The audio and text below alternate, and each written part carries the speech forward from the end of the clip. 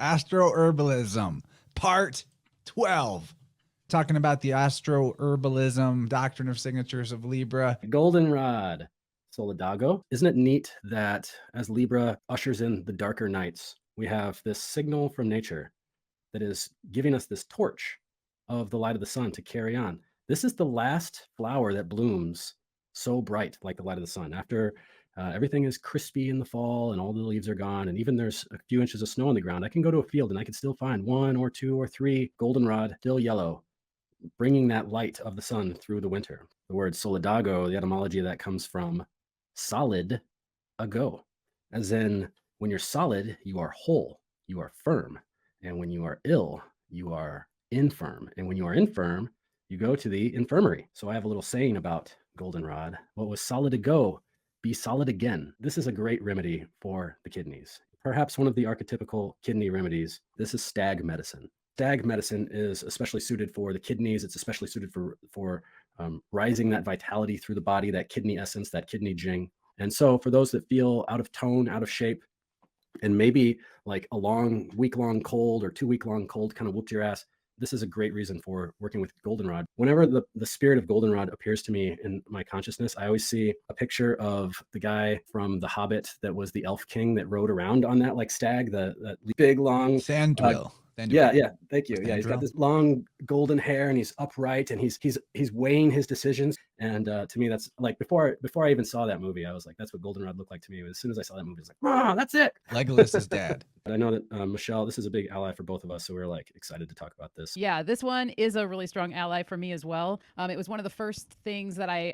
really realized that I needed to incorporate when I started thinking about the connection between the ears and the kidneys, and then all the damp kind of stagnation that was going on in my ear. And we didn't bring that up, but as a Libran thing, the inner ear is actually a Libran zone because that's where your balance is at. Everyone knows what it feels like to kind of like start coming out of an illness that was heavy, or coming out of a time of high emotions or whatever. To see a field like this, or to imagine this in your mind's eye while you are healing from something that was pretty heavy, that can be the medicine that you needed, right? I brought in some goldenrod that's gone to seed. To me, it does have a signature of that allergy medicine a little bit, because if you were to just go achoo onto those seeds, they're going to fly off like the dandelion seeds do. And so all throughout its life, it's beautiful. That shape, the shape of the goldenrod, it's so much like a brush to me. And I always think of like a toilet brush almost, and I look at goldenrod because it has that association with the urinary tract and the bladder and just urine in general, and the kidneys and cleansing.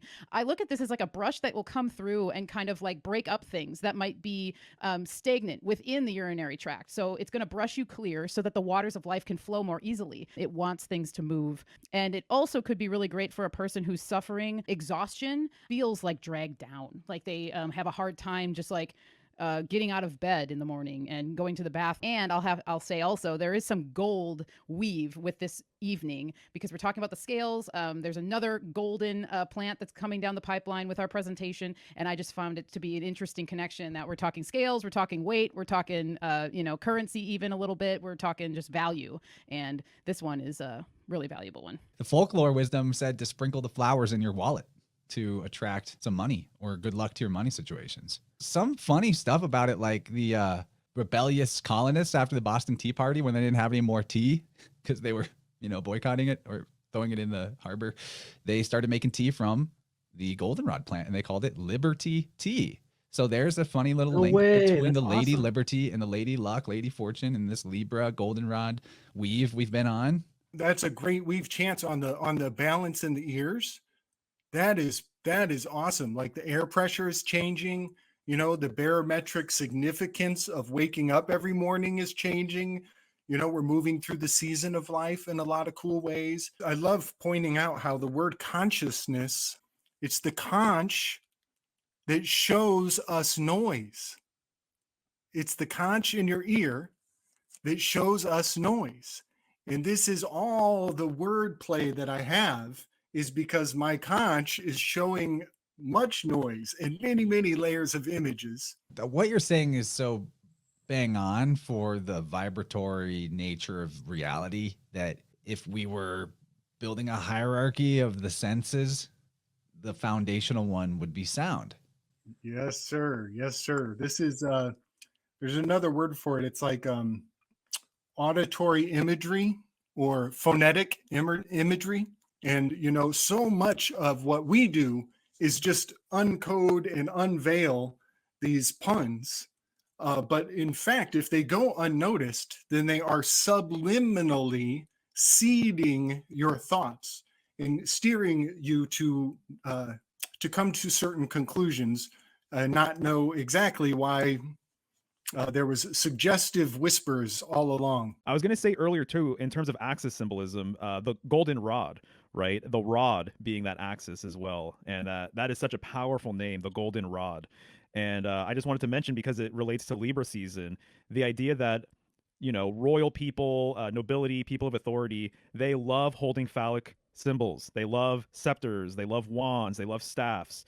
The baton is kind of a symbol of authority. So just the simple rod, you know, can mean so much. It can mean literally the law as well. What happens if you break the law?